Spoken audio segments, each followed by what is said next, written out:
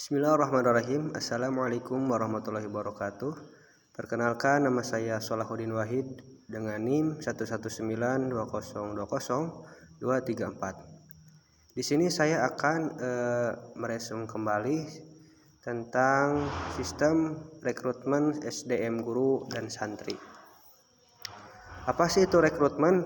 Nah, menurut Melayu SP Hasibuan, bahwa rekrutmen adalah kegiatan mencari dan mempengaruhi tenaga kerja agar mau melamar lowongan pekerjaan yang masih kosong di suatu organisasi atau pesantren. Nah, untuk media perekrutmennya itu bisa dengan melalui media massa, terus dengan media koran, internet juga bisa. Terus apa sih pentingnya rekrutmen? Nah, pentingnya rekrutmen itu yang pertama tuh suatu organisasi atau pesantren menginginkan informasi yang akurat tentang pelamar-pelamar sebelum diangkat menjadi santri atau guru dalam suatu pesantren.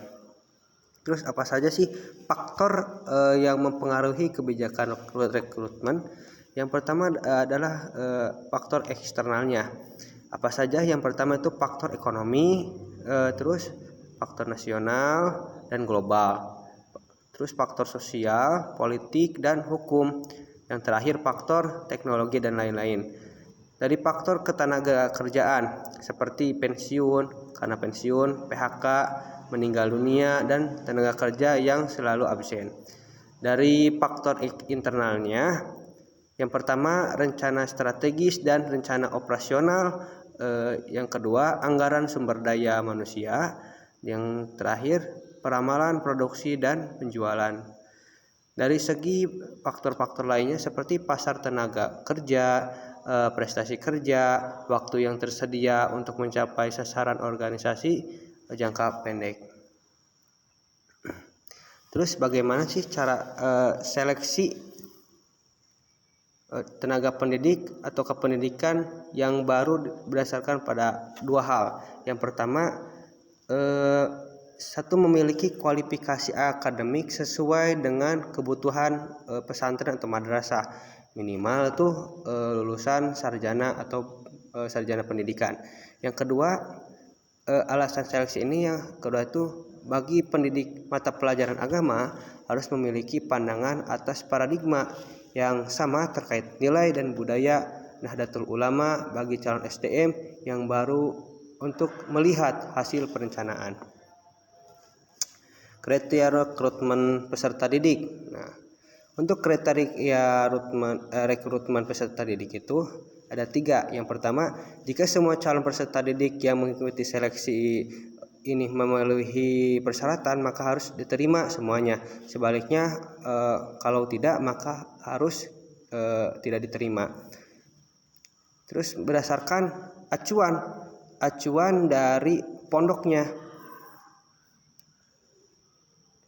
Terus berdasarkan daya tampung yang dapat ditampung oleh pesantren atau sekolah ini. Nah, jadi harus berdasarkan dari 3 aspek tadi.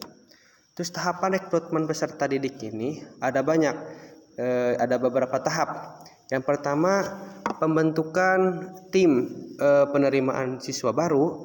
Yang kedua, penyesuaian prosedur dan persyaratan bagi calon peserta didik.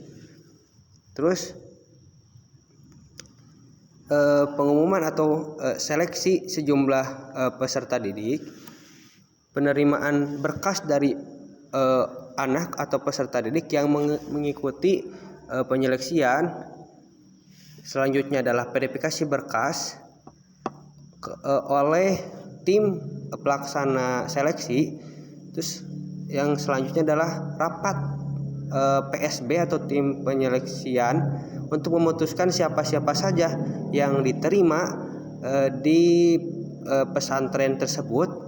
Terus pengumuman hasil penerimaan siswa baru. Selanjutnya adalah penempatan peserta didik terhadap kelas-kelas yang akan nanti tempat mereka belajar.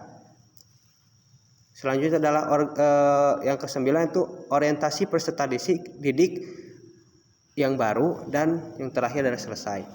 Untuk rekrutmen guru di pesantren itu ada 2 jenis. Kalau di pesantren Salafiyah biasanya rekrutmen gurunya itu masih sistem estafet. Misalkan gini, kalau kiainya itu mempunyai murid, santri senior, nanti santri seniornya ini mengajar kepada santri juniornya. Itu sistem rekrutmen guru di pesantren tradisional atau salafiyah. Sedangkan kalau di pesantren modern, seleksi atau rekrutmen gurunya itu berdasarkan seperti rekrutmen di sekolah. Jadi pesantren itu mengadakan seleksi atau ujian kepada calon pelamar yang akan menjadi guru di pesantren, dan kemudian akan diterima sesuai dengan kebutuhan yang diperlukan pesantren. Mungkin itu yang dapat saya jelaskan. Mohon maaf bila ada kesalahan. Assalamualaikum warahmatullahi wabarakatuh.